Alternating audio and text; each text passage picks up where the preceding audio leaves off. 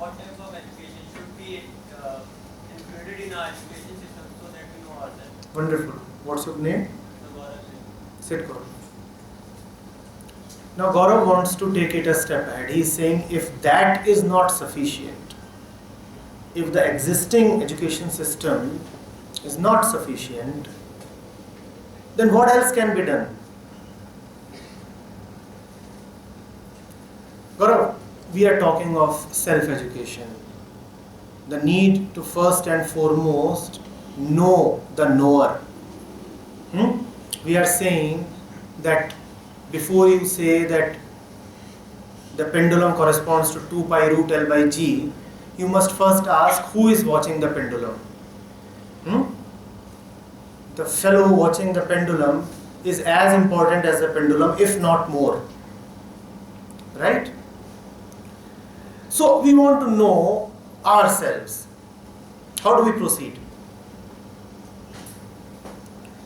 What is this thing called ourselves? And how do we know it? It's very simple. The rest are objects that we look at and hence they are at a distance from us.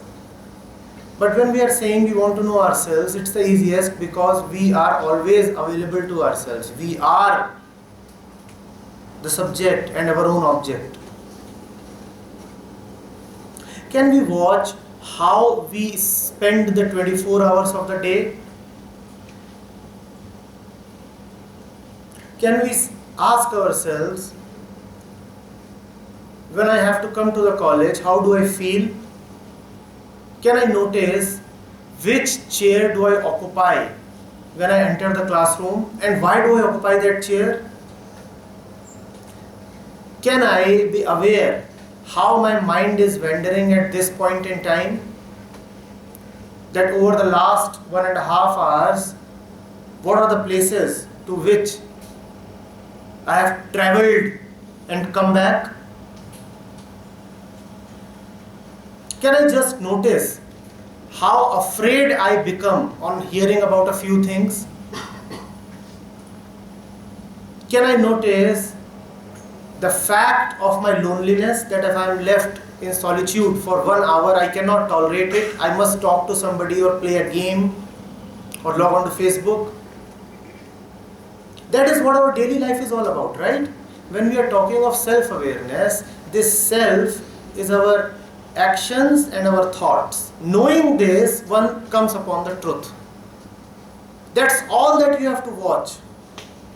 Your actions and your thoughts, and that includes the complete network of your relationships as well. Because you always act in relationship to somebody and you're always thinking about something, so that's a relationship.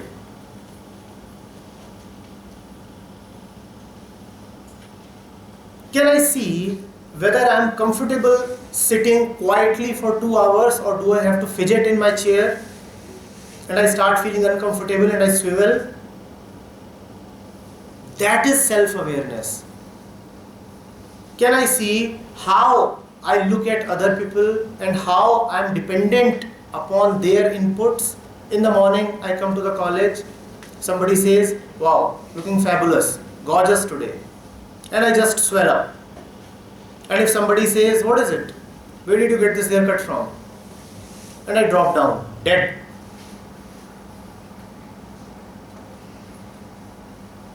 Can I see how my neighbor has so much power over me that if he just disturbs me a little, all my attention is gone?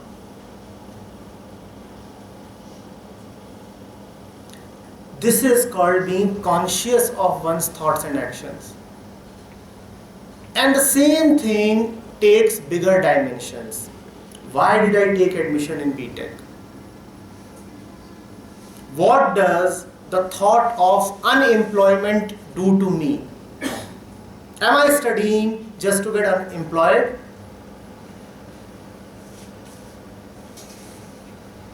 What is my real relationship with my parents, my friends, my brothers? Is it one of love or is it one of give and take?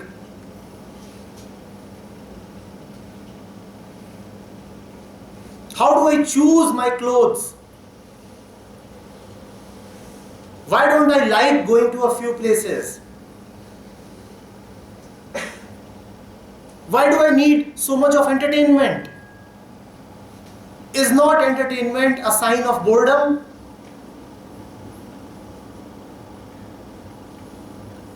This is being aware of oneself.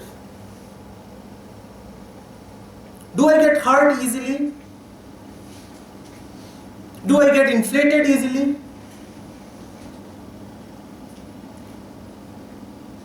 What dominates my mind? What is going on here all the time? That buzz, that continuous buzz. Fear, confusion, worries, dependencies, sex, money.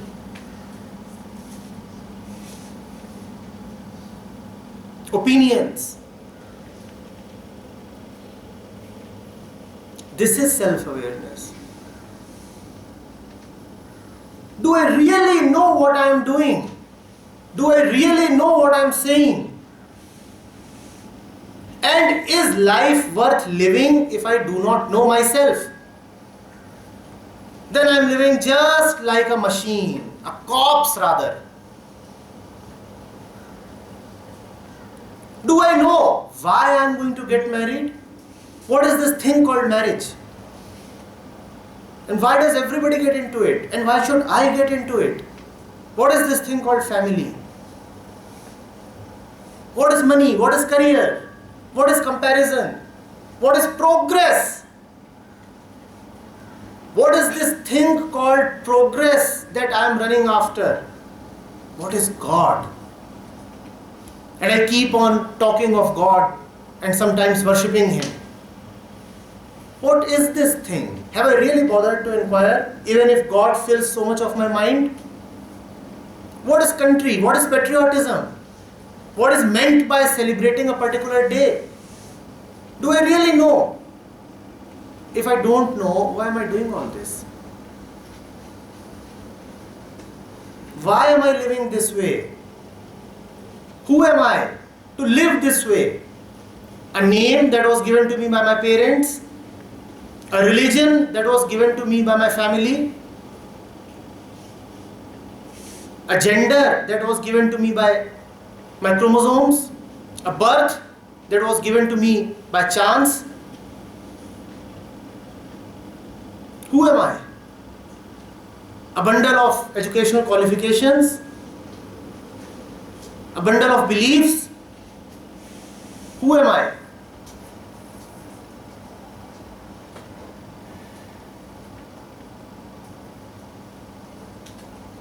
What is meant by living? Breathing? Eating? Walking? Sleeping? Is that living? Partying? Entertaining? Getting entertained? Adventure? Is that life? What is life? And if I do not know what is life, am I really alive?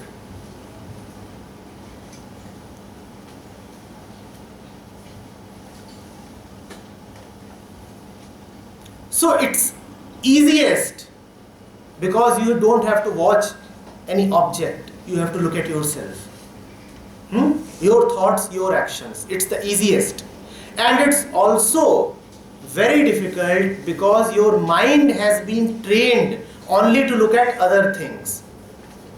And your eyes are such that they only look at the wall and this and that. They never look at yourself. The eye does not turn itself within.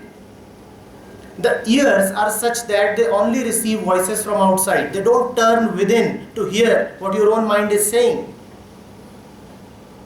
The mind only keeps thinking about this and that machine and this and that system and all the events on the outside.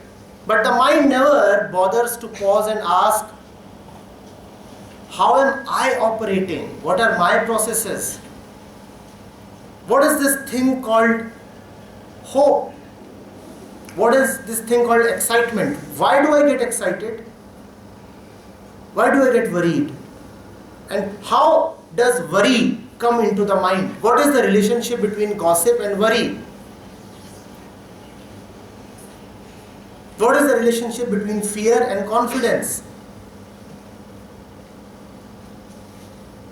What is this thing called confidence? So it's difficult because of our training, but actually it is easiest. Depends on you. If you are prepared to let go of the baggage of the past, then self-education will become very easy, very, very easy. But if you will remain stubborn, if you will say, no, I already know, no, I have my beliefs and I won't drop them, then self-education becomes impossible. And there is no learning whatsoever. Right, Gaurav? It depends totally on you. It can be the easiest, it can be the most difficult.